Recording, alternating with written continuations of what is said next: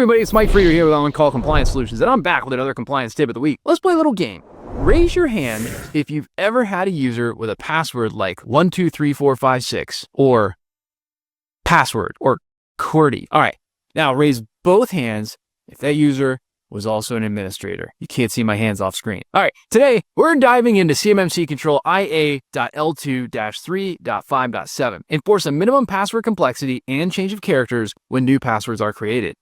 In plain English, you've got to make your passwords strong. And not just like yelling at Karen in finance strong, I mean like Incredible Hulk strong. Let's talk about how to make sure your passwords don't suck and how to automate enforcement and what your auditor expects to see you do or don't do as you end up in a cautionary tale in next year's security training. Nobody likes that training anyway.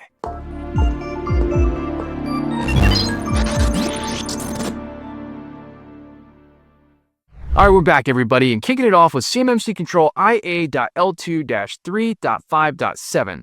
Enforce a minimum password complexity and change of characters when new passwords are created. So what does this mean? Well, first off, passwords are the first line of defense for your systems. This control is all about making sure that passwords are complex enough not to be easily guessed. And they require different characters, not just repeating ABC, ABC, ABC, or even just repeating of the words 1, 2, 3, 4, 5, 6, or A. You get the point. You enforce these rules every time a new password is created. Basically, if your users are still using their dog's name and birth year, we probably have an easily guessable password, and that's a problem. Assessment objective, number 1, enforce a minimum password complexity.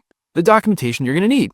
A password policy that outlines minimum length, usually 12 plus characters, required character types, upper, lower number special characters, always good, prohibited passwords, dictionary words, or common combos, or, things that you would just prohibit people from doing. And then system screenshots showing policy enforcement. And again, let's be real, during an actual CMMC certification, you're going to need to display your policies live on the screen. Now, technical implementation. Use group policy in Windows or your identity provider, like Azure AD, Entra ID, Okta, to enforce minimum length. So again, 12 is recommended, 8 is the absolute minimum, and some of these assessors will argue with you that 12 is hidden somewhere deep down in a NIST password policy, so I would just go with 12. Must include at least 3 of 4 upper, lower number special characters. Again, it can't just be an all uppercase or lowercase word. And disable password hints and password reuse.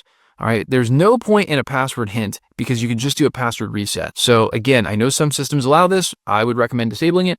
And as far as password reuse, we want to turn that off, at least for some specified number of generations. 24 is the default in a lot of Windows setups. Now, a pro tip, if someone's password is capital P, the @ SSW0RD, congrats. It's technically meeting complexity and also gets cracked in like 0.3 seconds. Assessment objective number 2, require character changes for new passwords. Documentation you'll need. A policy that states new passwords must not be similar to old ones. Like, that's a written policy, not a technical policy. So again, you want to help your users understand what a good password looks like, because believe me, they don't know. Settings or screenshots showing password history is enforced. An audit trail of password changes if one is available. Not necessarily with the old password, obviously, but just when they did it last. Again, Active Directory, Entra ID, these systems typically have these things built in. Now, technical implementation. Enable password history in group policy, i.e., remember the last 24 passwords. Enforce password complexity and uniqueness, and use tools like Microsoft's fine-grained password policies or third-party solutions, i.e. SpecOps,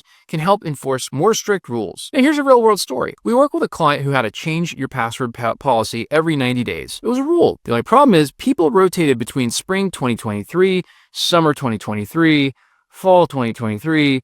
Let's just say the only thing changing was the season, not the security. So again, an auditor-approved evidence includes things like screenshots of password policy settings, a copy of your information security policy, including password standards, and proof that the policy is applied across systems, domain-wide, not just one PC. User training materials showing password best practices are communicated. Now, here's a bonus tip. Some systems allow passphrases, like "I love tacos on Tuesdays 2024 an exclamation point." Longer, easier to remember, and way harder to hack and crack. Now, let's be honest, everybody's probably using password tools right now. So the reality is that with a password tool, you can kind of have a pretty long password. I really like the randomized ones that include all the different kinds of characters.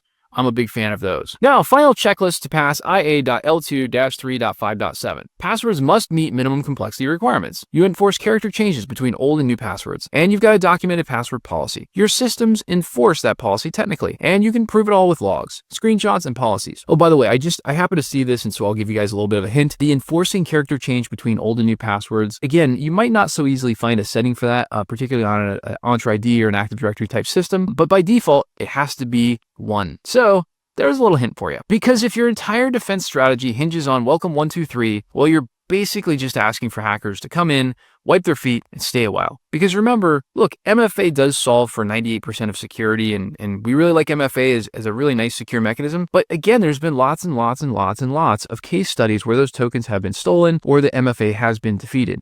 So again, the password is not dead yet.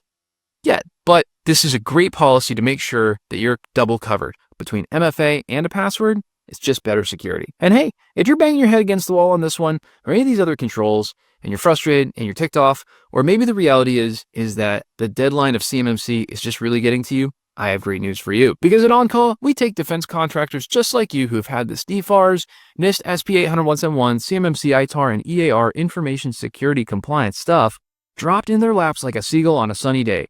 And we teach you how to level up and be a proper on-call compliance hero for your company, eliminating gaps, gray areas, and getting this solved, all while showing you how to leverage compliance as your secret weapon to land more defense work with higher profit margins.